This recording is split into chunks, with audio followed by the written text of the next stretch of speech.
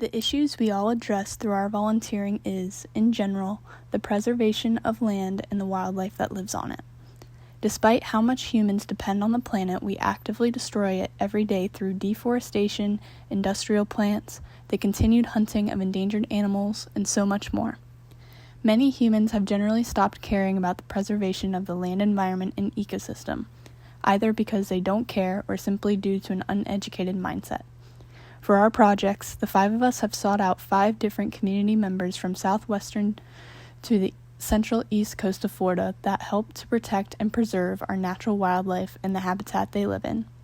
For example, the mangrove population has been rapidly declining recently, which, despite not seeming too important to us, has a massive impact on Florida, as mangroves are a very good natural barrier against the yearly hurricanes and tropical storms the state endures. Not only that, but in Brazil, the locals largely depend on their natural rainforest in order to collect clean water. This issue also has an impact on animals and has caused many animals to be added to the ever-growing endangered species list, including the native Florida panther. Losing this animal, along with many others, causes a mass chain reaction, as the loss of one factor can have extreme consequences on the local ecosystem that factor lives in. Despite working towards the same problem, all 5 of us have chosen different ways to make a change. Some of us have chosen to approach this through companies that push to educate the general population, such as Maria Rush working with the Florida Department of Environmental Protection, Lisa through the Florida Wildlife Federation, and Mary working with the Merritt Island Refuge Center. I, Summer McCoy, put myself to work gardening with Grassy Waters, and Maria Lopez did various things with the company crew. Our group wanted to contribute to the Life on Land SDG. To do so, we partner up with various organizations in our community who share the same goal. That goal directly targets to protect, restore, and promote ecosystems, sustainable rainforests, combat deforestation, stop and reverse land degradation, and stop biodiversity loss. All of us were able to directly volunteer with all of our community partners, making all of us very successful at completing our projects. Mary Hagel volunteered with Merritt Island Wildlife Refuge, giving her the opportunity to learn more about the wildlife that would be impacted by loss of habitat. Maria Rush volunteered at Lovers Key State Park. As a public place, she taught tourists about taking care of the water so it can continue to be enjoyed. Maria Lopez volunteered with Corkscrew Regional Ecosystem Watershed. She went through the trailhead, trimming any bushes that would prevent walkability through the trail. A trail that tourists and locals frequent. In these trails, knowledge is shared on the importance of taking care of the watershed, which provides clean water for Collier County, natural flood absorption, and a place for wildlife to live. Lisa partnered with the Florida Wildlife Federation. She helped them create education pamphlets which showcase endangered species and efforts to maintain their wildlife. The only hiccup that Lisa had was waiting for approval on upcoming pamphlets, which gives her the opportunity to work with the organization until the next semester. At the beginning of the course, some of us were not very experienced with all the aspects of civic engagement. Our objectives for this course were to understand, develop, and apply skills of civic engagement. After learning about the fundamental elements of civic engagement through this course, we applied these elements to our service projects and were able to see the meaning behind them. In the story of the lamb and the pinecone, we are much like the unknown child who left the toy lamb. When we provide direct service to our parks and natural resources, we are leaving a gift to an unknown recipient. The next person to walk through that park has the benefit of a clean, updated park on our behalf, although they might not even know it. Each of us had something to learn when it comes to our service projects, and we developed our civic engagement skills accordingly. Most forms of service often involve teamwork and collaboration, like Maria Lopez's volunteering with crew. She worked with a team to clean up a trailhead. Lisa used teamwork when she became part of a team to work on brochures for the Florida Wildlife Federation, and she used technology and communication skills. I also used written communication when I worked on an informational paper for the Grassy Waters Conservancy.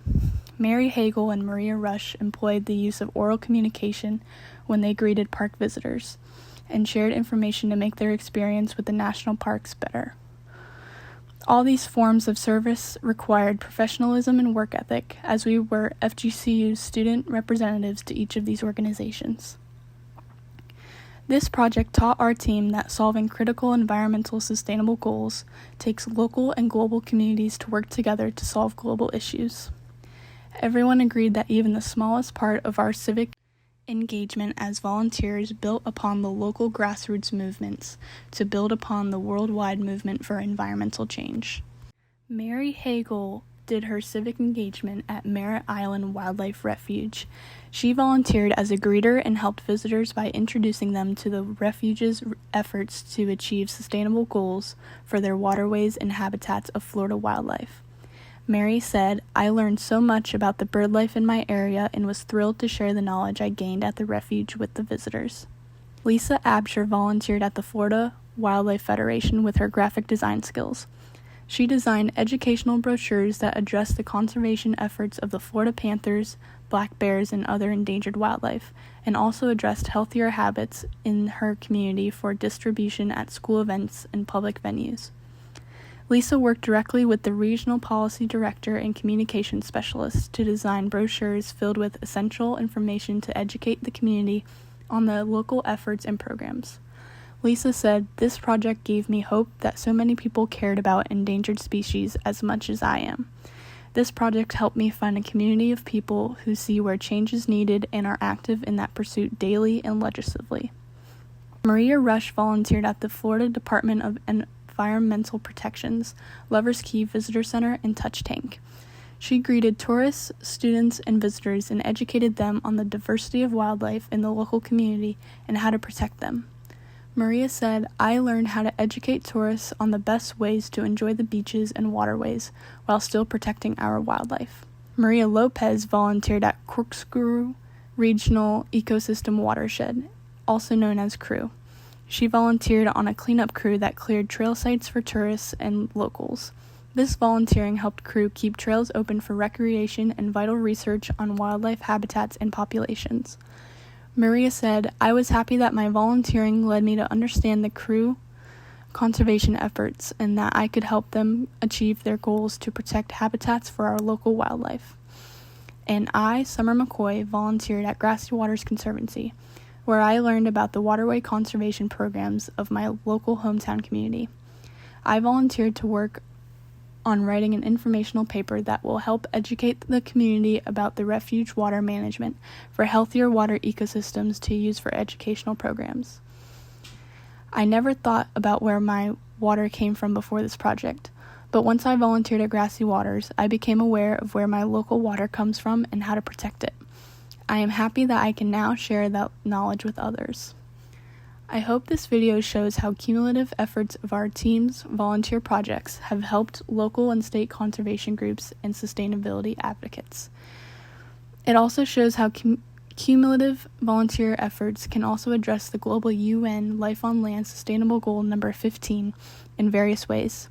Together as a team, we have educated our community or saved necessary funds for environmental organizations to accomplish their goals with our volunteer services. If every local community has volunteer teams, the sum could reach the state, country, then globally when millions of teams join forces worldwide for common sustainable goals. We will see important changes and impacts for change and the survival of the planet.